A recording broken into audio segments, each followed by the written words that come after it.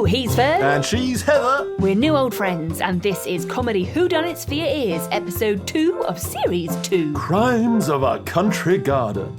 Penny Pink and her boss Perry of the P. Pink Detective Agency have been hired by the Earl of Longmeadow to investigate the murder of his rose bushes, and Penny is sniffing out clues left, right and centre. Also, we're really grateful that some of you have bought us a virtual coffee through our website after episode 1. Thank you. Thank you, but you can also really help us by spreading the word about the show and rating it on iTunes. 5 stars ought to do it. Enjoy episode 2. Off we go!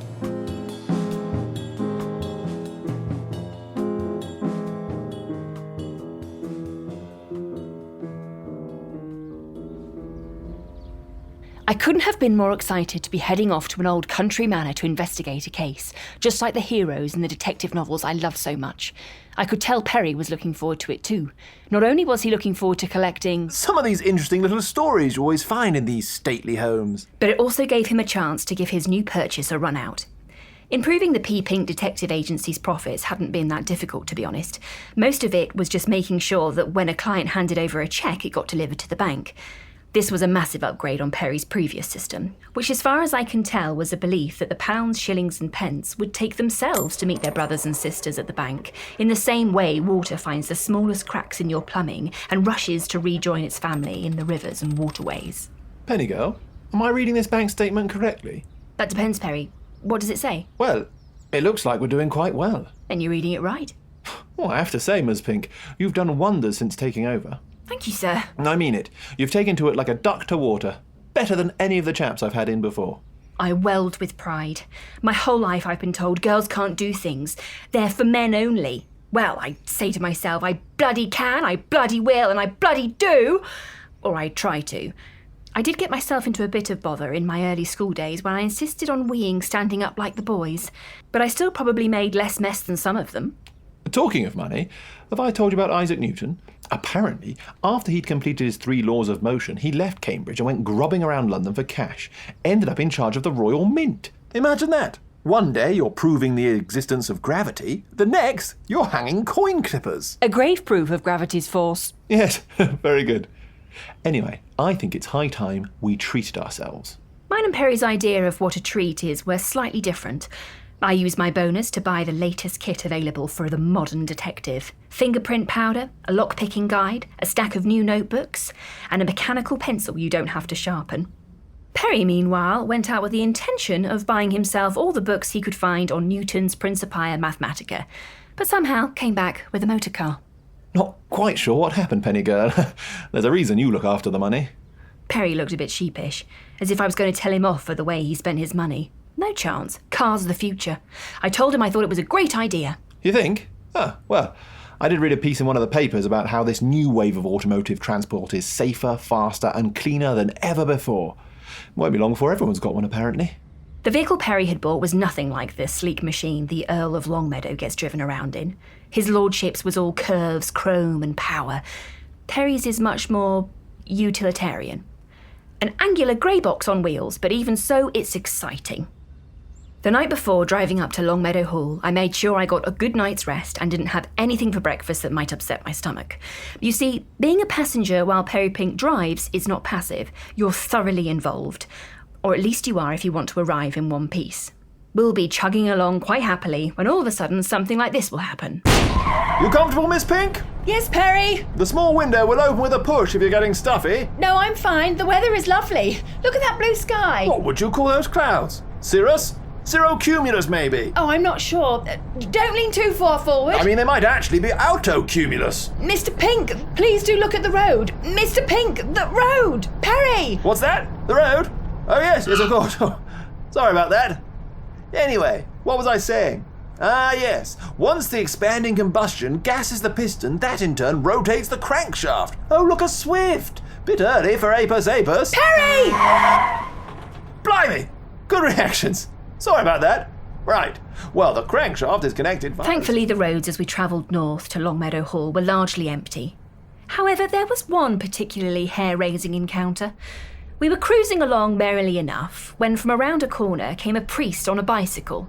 He had bread in his basket and looked to be whistling a happy tune as he approached us. The road was easily wide enough for him to pass, so he became quite animated when the car lurched to the right as Perry spotted an unusual subspecies of oak in the neighbouring field. Lord, preserve me! After we pulled the parson out of the stinging nettles and apologised for the 100th time, I suggested perhaps I might take a turn behind the wheel.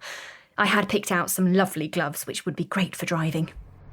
Mr. Pink didn't flinch at the idea of being driven by a woman, far from it, and after a slightly rocky start, I was away. I thrilled at the power beneath my foot, and Perry thrilled at the freedom to let his mind wander wherever it chose. Free from the worry that the car would follow, we arrived at our destination in the early afternoon. Well, would you look at that fenestration? This must have been designed by Wyatttville with the way those have been done. Perry was interested in the detail of the windows and identifying the architect, but I was struck by the overall look of the hall.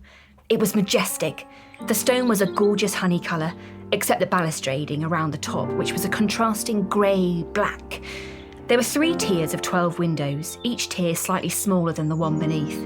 The centre of the building curved outwards, not quite a full semicircle, but a gentle bulge which softened the otherwise impeccably straight lines.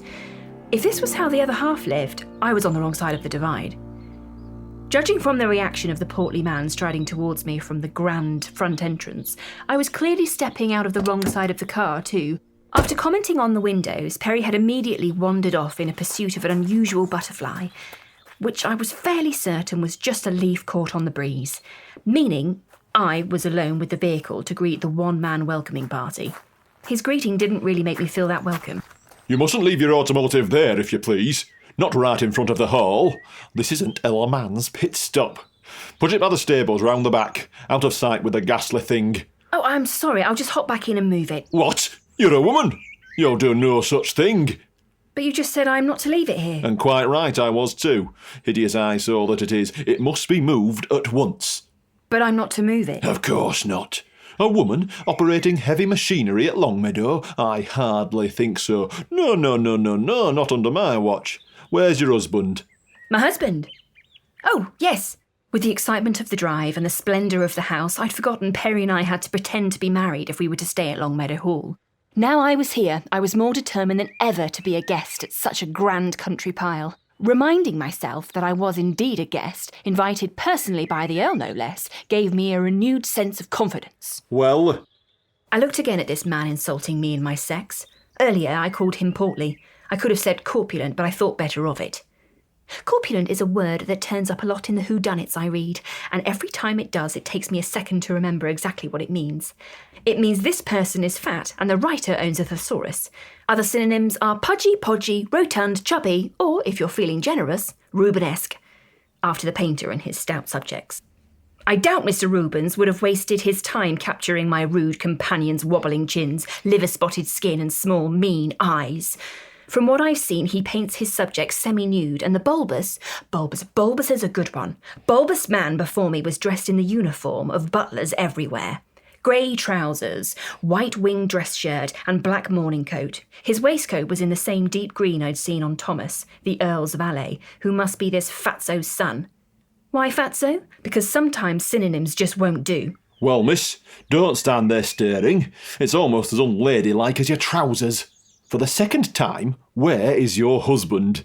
My husband was in a hurry to begin his investigations of the garden, but I assure you, having driven the car for over half the journey, I'm perfectly capable of navigating the few... Tish. Mrs. Webster! Mrs. Webster! He silenced me with a wave of his hand and began calling over his shoulder back into the house.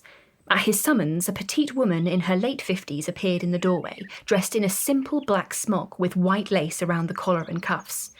Her dark hair was turning grey and she wore it neatly pinned behind her ears. She didn't seem to mind the abruptness with which she had been called and ambled over with a pleasant smile. Hello, love. You must be Mrs. Pink, what works with her husband, the detective. Welcome to Longmeadow Hall. Mrs. Webster, the Pinks have left their car right in front of the house. Aye, I can see that, Mr. Webster. Just because I married thee don't mean I'm blind. Mrs. Webster! Oh, do relax, Terence. You look as if you swallowed a beehive and not even got any honey for your troubles. You shouldn't speak to me like that in company. You're lucky I still speak to you at all, you great lump. Besides, Mr. and Mrs. Pink are here to work, so we can spare them the old airs and graces, can't we? I'd sort of been looking forward to the old airs and graces of being a guest at a swanky country house, but I quickly realised that Perry and I were here as staff, not guests. His lordship spends too much money on those blasted roses as it is. The new gardener's a ruffian, and now detectives poking their noses in where they're not wanted. But they are wanted, aren't they, Terence? By his lordship, the Earl, your master and my master. It'll be nice to have some new faces around. Look at how lovely nose. Very pretty it is too. You'll not be sticking that nice little thing anywhere that causes trouble, will you, dearie? No, of course not, Mrs. Webster. I am sorry about the car. I was just telling Mr. Webster here that I'm perfectly capable of moving it wherever you need me to, though. Oh, I'm sure you are, sweetie. But it's not worth the indigestion it'll give Mr. Webster. You grab one of your bags and follow me. I'll show you to your room and Mr. Webster'll get Thomas. You've met Thomas in the city. He's our boy. Terence'll get Thomas to move it. Thomas'll like that. He's good with cars. Very modern is Thomas. He wants it something they call a pizza. I resigned myself to my fate and followed Mrs. Webster into the house.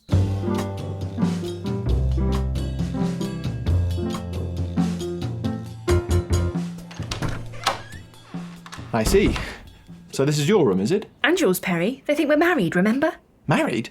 Right. Oh, yes. Well, that explains the number of beds. Bed. One bed. I'm sure it'll be fine. We're only here for the weekend. Yes. No. Of course. Quite right. So I suppose I should sleep on the floor? Perry gestured towards his feet. The floor was exposed grey flagstones, each of them about 18 inches across and offering all the comfort of a knee to the back. The room itself was only wide enough for 6 flagstones to be laid, and hardly the luxury suite I'd been imagining. There was a 4-foot bed, an old chest of drawers, and a plain wooden chair, which looked halfway to kindling already. You can't sleep on the floor, Perry, you'll freeze. The chair, then. I'm sure I've read something about the benefits of sleeping in an upright position. Perry, if you sit on that chair, it'll collapse. Look, we're both adults and we know the situation we're in. We're going to have to share the bed for the next 2 nights. You can resist ravaging me in the night, can't you? Of course not, Miss Pink. I mean, of course. Of course I can resist ravaging you. Not of course I can't not resist ravaging you. I mean, not that ravaging you is, repulsive or anything. It's just, I won't do it. Well, there you go. And you better stop calling me Miss Pink, too. We're to pretend to be married or the Earl will kick us out. No, absolutely. Yes, I see that, Penny girl. We shall play our parts like actors. Break a leg, as they say, which has a very interesting etymology, actually. Not right now, Perry. Quite right. Sorry. There's one other thing. You better wear this. Before we left town, I'd picked up 2 of the cheapest wedding bands I could find and handed one to Perry. He'd pointed out Thomas's lack of a ring back in the office, and I didn't want us to be outed the same way. Good thinking. Shame it's not a gimmal. A gimmal?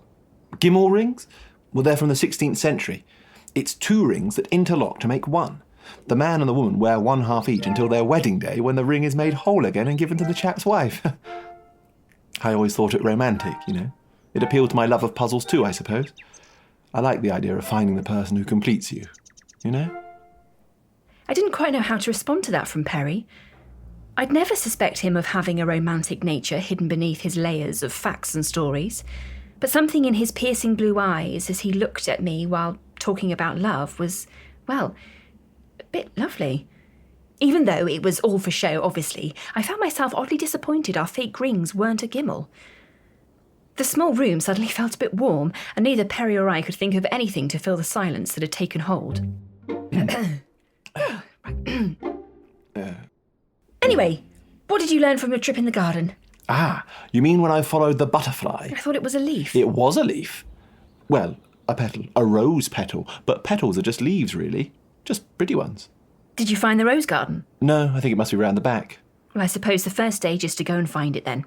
Right. Yes. I'm sure that's right. It's just, You wanted to go and take a look at the library? Well, if you thought that was a good idea. Fine, but we're here to work, not as guests. So if anyone asks you're looking for any book which deals with pesticides, to check for marks in the dust. Gosh, Miss Pink, that's a fabulous ruse. Actually, I've heard some remarkable things about naturally occurring poisons and the like. I'd love to learn more about it. The fallen leaves of a type of birch indigenous to Siberia can apparently be used in I let Perry prattle on harmlessly about this deadly deciduous tree while I gathered up my notebook, mechanical pencil and fingerprinting kit into my bag and then ushered him out of our room into the corridor.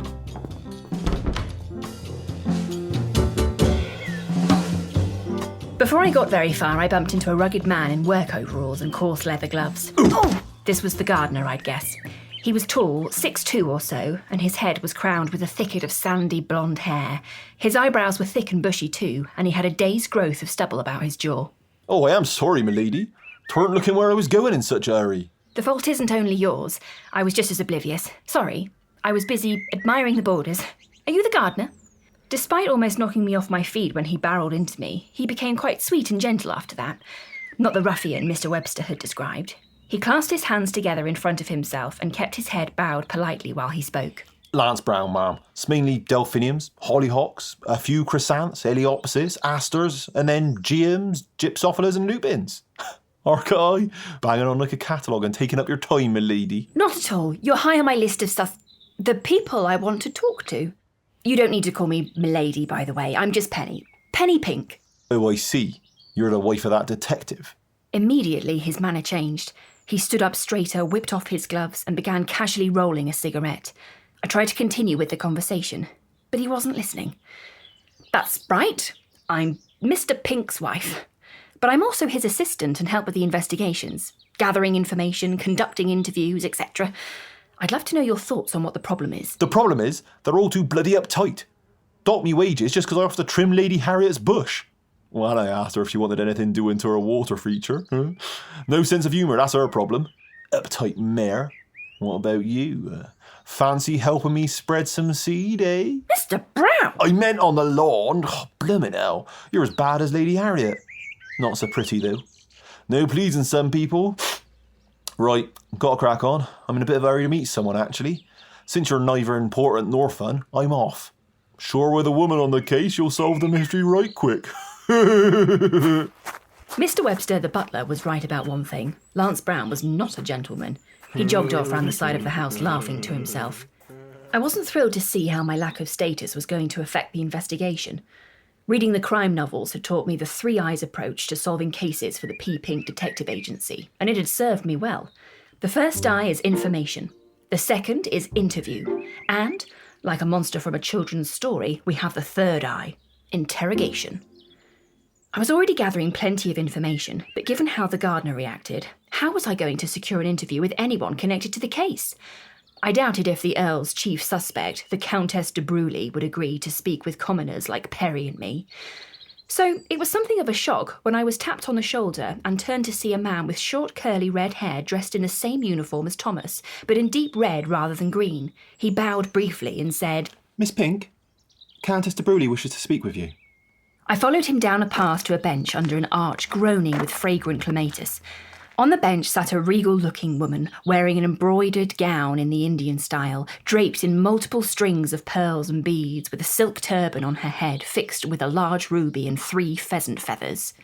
Ah! Don't tell me! You're Miss Pink! Yes, ma'am. You see that? I sensed it. I have a gift. I'm getting something else. She held up a hand heavy with rings, closed her eyes and drew in a deep breath. There will be rain tomorrow. Or the next day. Certainly within the next week. I wasn't sure how to respond. I'd never spoken to a countess before, nor a psychic, if that's what she was. In fairness to her, she did read my thoughts well here. You're at a loss for words.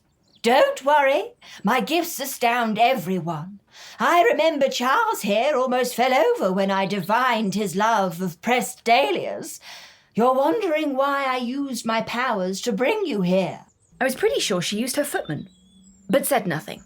I've picked up a message that you will play a vital role in the marriage of my nephew, Christoph. Oh, I'm really just looking into the Earl's roses, my lady. That is the means by which my spirit guides drew you here. But your purpose is to aid Christoph. I'm sure of it. Will you help him? I'll do what I can, my lady. Good. You have a kind energy and a pretty face. I will instruct my spirits to give you what aid they can. Again, she shut her eyes and raised her hands. I'm sorry. I must leave you. I would dearly love to stay and talk. One rarely gets the chance, but I have a powerful sense I need to return home.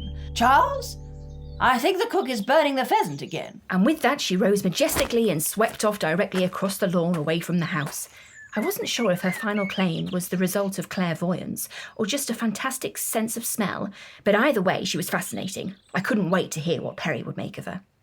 I carried on my search for the rose garden, and as I passed a large bush, Perry later explained in great detail that it wasn't actually a bush, but rather a trained yew tree known as a topiary pavilion. I heard voices coming from within. I'd stumbled upon a lovers' secret meeting. Christophe de Bruley's voice was easily identifiable, but the other was too quiet to hear. Surely this was Lady Harriet, though, the two young lovers free of their chaperone? I sidled up as closely as I could to listen. It's not eavesdropping when you're a detective, it's gathering evidence. Besides, if I'm to play a part in Christophe's marriage, I'd need to know what he was whispering about, wouldn't I? This is, to the best of my memory, exactly what I heard from within the bush. Ah, mon petit chéri, how I wish I could whisk you back to France with me. Until I do, I cannot have peace. No peace for me. Now, you must remember I was listening to this through a hedge, so it's possible I misheard some of what was said. On thinking about it, it's more likely Christophe said peace than piss. Sorry. We back to France? France, where I grew up and lived amongst real people before my aunt summoned me to England as a trinket. Do not talk of dirty. Probably duty. It is not to a silly notion of honour tied up in titles and land, but to our hearts that we owe our dirties. Again, probably duties. I'll change it from here on in. The Earl is a soft old man. In truth, he cares not for this dispute with my aunt. He cares only for his beloved roses and the victory they bring. Do you not feel the same passion as I do? If you do not, you must say it now, and I will plunge my sword into my bosom and not draw breath once more. You are correct. I carry no sword. Your brain is every bit as beautiful as the face which shields it. But if you but let me, I will do such duty things to you. Ah, I see what's happened there. What say you, my darling? Is this to be the last day on earth for Christophe de Bruley, or can I draw breath still in hope, just the hope that you will soon consent to run away with me? Here's what we must do, my lovely. At this point, he lowered his voice to the same level as hers, so I could no longer hear either side of the conversation. I pressed forward to try and hear, but stood upon a twig. The second I made the noise, Christophe whispered something urgently, then burst out of the pavilion. He cut an elegant figure in a sharply tailored suit with his hair delicately coiffured into a charming ripple across his head. Even agitated as he must have been, he maintained impeccable manners and bowed deeply before me. Bonjour, madame. I am Christophe de Bruley, nephew of the Countess de Bruley. I do not believe we have been introduced. I'm Penny Pink. Ah oui, you are married to the detective, no? No. Yes! Married to him, and I'm his assistant. You're engaged to Lady Harriet, is that right? Engaged? Ben no. I am promised, like a bike promised to a child for their birthday, but engaged? Not yet. Was that a wistful look I caught in Monsieur Christophe's eye as he said not yet? Perhaps the lady in the tree hadn't been quite as welcoming of his overtures as he'd like. But she'd obviously been quick off the mark, because here she was appearing around the side of the hall, her shoulder-length blonde hair bouncing with her step. Ah, Christophe, there you are. I've been looking for you. Papa says we're supposed to be in the library with Maisie as chaperone and to play at cards. I'm ready now. Don't keep me waiting. She was a good actor, this Lady Harriet. The way she spoke to her intended gave away very little in the way of warmth at all. She was tall, and I thought she looked like the type of girl who would be good at hockey, but struggled to find dresses to fit. Then realised that wouldn't be a problem for her. Her wardrobe would be filled with the finest couture. I don't know if she played hockey. Today she was in a rather fabulous double-skirted affair in white, with accent details in the deep green I was learning to associate with Longmeadow Hall. It had short pleated sleeves, a waist cinched in with a patent white belt, and a giant bow at her neck, which looked like the pages of a book falling open. Christophe, hurry up! She stamped her foot, but before Christophe could respond, young Thomas Webster came sprinting from the other side of the hall. You must come quickly! Lance Brown is dead! Murdered! And so it was I got my wish. Not for the gardener to be dead, although he had been quite rude, but to be plunged right into the heart of a murder mystery. I felt an urgent need to find Perry and see how he was, but also to find out how we could position ourselves at the P-Pink Detective Agency to solve the case. Well, there we go. Murder at Longmeadow Hall. Who'd have guessed? It's a comedy whodunit, Ferg. There's always a murder. Yeah, very good. Yeah, you have a little chuckle to yourself for your own joke, did you? Anyway, they've now met all the suspects, and I, for one, love the Countess. It's funny, she knew you'd say that. Oh, 2 for 2. Great. Hello, bringing the funnies. Anyway, see you soon. Bye! Crimes of a Country Garden is part of Comedy Whodunits for Your Ears, a New Old Friends production. Performed by Heather Westwell and Fergus Woods Dunlop, who also writes the show, with music and sound from Fred Riding.